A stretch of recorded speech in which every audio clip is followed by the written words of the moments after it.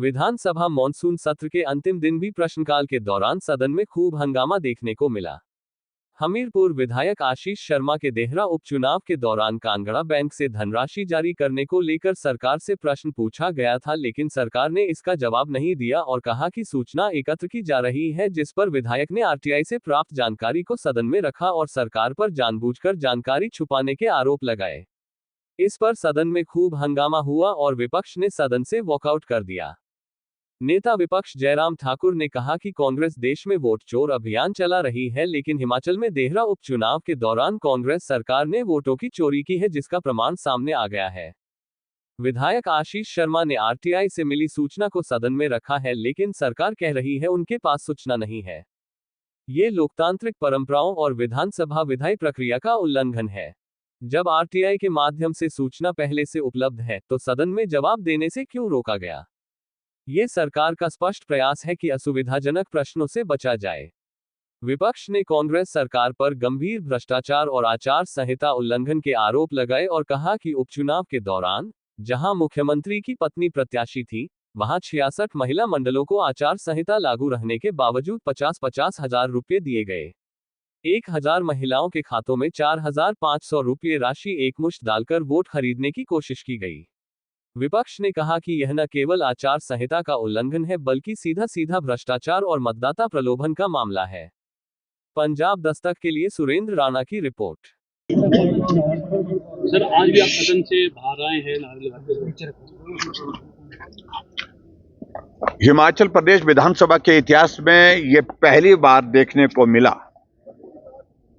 जब माननीय सदस्य की ओर से प्रश्न लगाया गया, उस प्रश्न को विधानसभा सचिवालय द्वारा स्वीकार किया गया, बिजनेस में उसको लिस्ट किया गया और सूचना एकत्रित की जा रही है। ये सूचना पहले उपलब्ध कराई गई है और ये प्रश्न हमारे आशीष शर्मा माननीय विधायक हमीरपुर की ओर से लगाया गया था।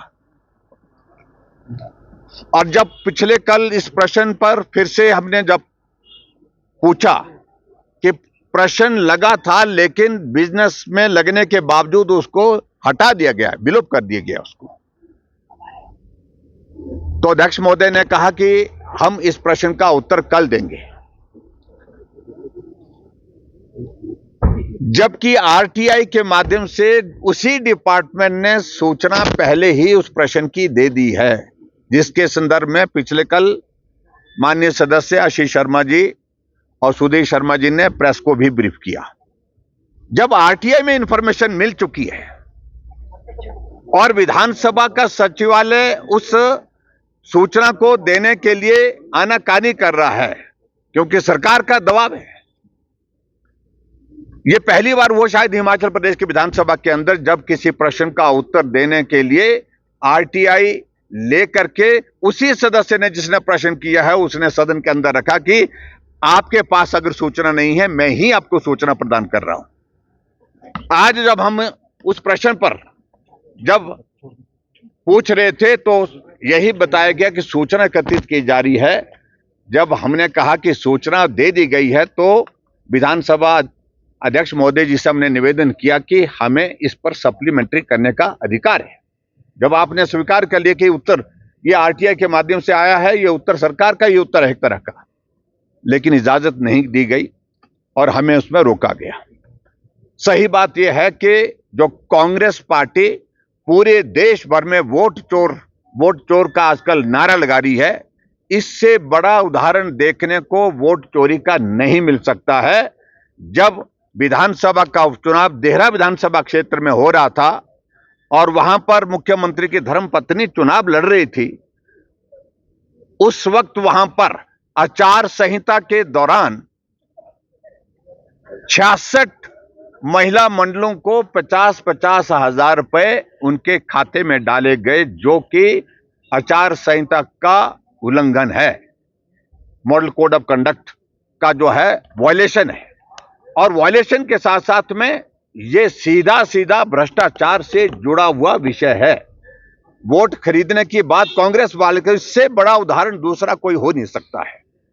और यही नहीं, इसके अतिरिक्त और भी बहुत सारा पैसा वहां पर दूसरी चीजों के लिए 1000 महिलाओं को 45 रुपए। 1000 महिलाओं को चुनाव के दिनों में जो है वो 1500 45 3 महीने का जो 1500 रुपए की जिनके जो गारंटी का जिक्र कर रहे 3 महीने का इकट्ठा डाला गया। किस लिए डाला गया? क्योंकि चुनाव था और चुनाव मुख्यमंत्री की धर्मपत्नी चुनाव लड़ रही थी और इसलिए इस चुनाव को जीतना है, जिस तरह से भी जीता जा सकता है उसके लिए सारे हथकंडे अपनाए गए। आज जब विधानसभा के अंदर इस प्रश्न का उत्तर हमने मांगा तो सरकार की ओर से उत्तर देने के लिए मना किया गया, जबकि आरटीआई में इसकी इंफॉर्मेशन हमारे पास उपलब्ध हो चुकी है जो कि हाउस में लेकर दी गई है। और मैं यही कहूंगा, इससे बड़ा कोई भ्रष्टाचार का उदाहरण देखने को नहीं मिल सकता है और ये मामला गंभीर है। और चुनाव आचार संहिता का उल्लंघन तो एक विषय है और उसके साथ साथ में ये कांग्रेस पार्टी की ओर से जिस प्रकार से चुनाव जीतने के लिए जो हथकंडा अपनाया गया, इसका परिणाम देखने को मिला है, क्योंकि चुनाव में मुख्यमंत्री की पत्नी जीत करके आ गई है।